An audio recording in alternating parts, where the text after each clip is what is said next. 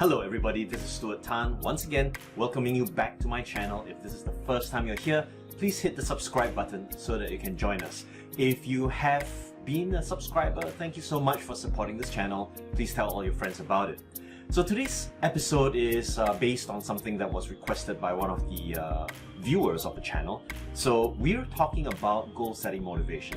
Now, you and I both know that motivation is something that's critical to enhance your capability. So let's not get too complex in terms of building motivation. Let's go down to the fundamental aspects. So what builds motivation? There are a few things, isn't it? Number one, how meaningful is your goal? If your goal is extremely meaningful, it's going to give you that additional pizzazz, that spark, right? On top of that, there's also the ability for you to create or to train this sense of attraction to that goal, as it were. So on one hand, you can create a goal that's so compelling, so appealing that you get drawn to it. Number two, you can create a state inside of yourself that is so powerful that you push yourself in that direction. Either case, they're very easy to do. The first part is for you to visualize what the goal looks like, feels like, and sounds like in order for you to amplify its reality and be able to see all the benefits of you accomplishing it and all the roadblocks that get blown away because you've achieved this particular goal. And once you're able to create that form of visualization inside your mind, you're going to be spot on. And if you do this as part of a meditation every single day, just visualize it, release it, and you'll be able to proceed forward. The second thing is about really going inside to build that internal motivation. So that internal motivation begins by first recollecting moments where you felt confident, successful, and so on, and to bring to mind some reasons why it's important for you to get certain things done. Maybe it's based on a work ethic, it may be a set of your own personal values, and so on. So the only way by which you'll be able to create that propulsion is to have what we call a toward as well as an away from. So a toward motivation is something that appeals to you. For example, that goal and making it really compelling and all the benefits that it has, that's what we call a toward motivation. And away from motivation, however, is slightly different.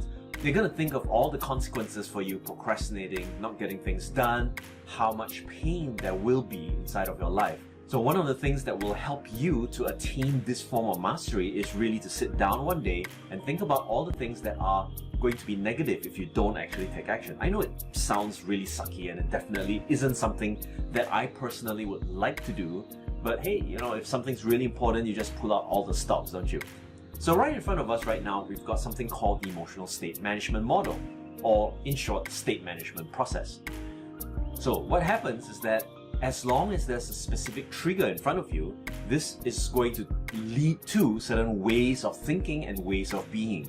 The ways of thinking or your thoughts, the moment you think of your goal is, number one, do you suspend judgment? Do I actually believe that such a goal is going to belong to me? And if it is, then congratulations, that's your first step towards accomplishing a lot more. Think about your goal at this present moment. How does that trigger off inside your mind? Does it trigger off as like, oh man, I'm not going to be able to do that? Or does it perk you up and go like, wow, this is going to be fantastic? So you'll need to maintain that state by doing a series of anchoring. Now, in neuro-linguistic programming, anchoring is a very straightforward thing. As long as you feel the heightening of a positive state, anchor it to something that you can replace as a touch, a gesture, a movement, or even a sound if you have access to that.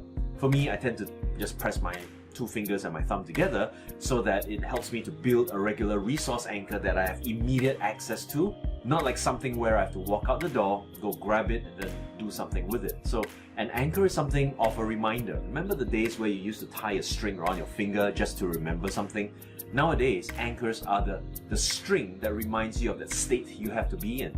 So it's always easier for you to sit down on a day-to-day basis, do what we call a grounding or a cleansing process when you clear out all your thoughts and you get yourself really centered. Then fire off that anchor so that you can think about your goal. Don't fire off your goal so that you can get the state, because what's going to happen then is every time you set a goal, the process of just doing the goal setting is going to get you high.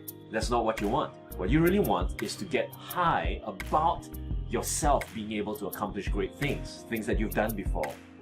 Gratitude that you've had the sense of achievement in such and such a situation, And once you're able to recall those experiences, build up that state, anchor it, and then on alternate days, all you do is just close your eyes, clear out your mind, just do some breathing exercises, fire off the anchor, and then think about what goal you want to set. Now that is going to create a slightly different process for you so that you don't put the cart before the horse. You need the motivation to think about things rather than think about the things that bring you the motivation. Remember, be, do, and then have. So it's critical for every single one of us to go back, pay very close attention to our emotional states, and then drive that behavior utilizing very simple, very straightforward, anchoring, positive motivation as well as away from motivation.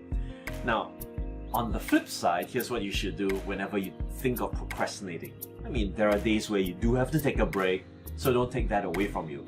However, if you do find that you spent 5, 10, 15 minutes doing things that are completely a waste of time, you need to fire off what we call the negative anchor state. Of course, don't anchor it to the same set of resources, anchor it somewhere else. So what I'll do is I'll close my eyes, I'll recall moments where I've, made bad decisions and how much that hurt me and how many years it set me back. So what I do is then I anchor it to a negative resource state.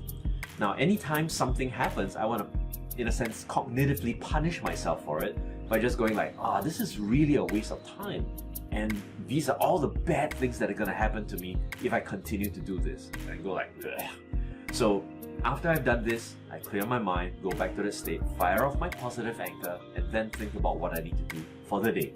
So it's a very simple process. I typically do this on a day-by-day basis as well because I practice some forms of meditation. I hope that this has been useful for you. Tell all your friends about it, share this with people who are on their way into 2018 with a big bang. And of course, make sure that you hit the subscribe button if you have not already done so. Feel free to fill in any comments, let me know whether you liked it or not, and also let me know what else you'd like to know. So, this is Stuart Tan signing off for the time being. Until the next video. Catch ya.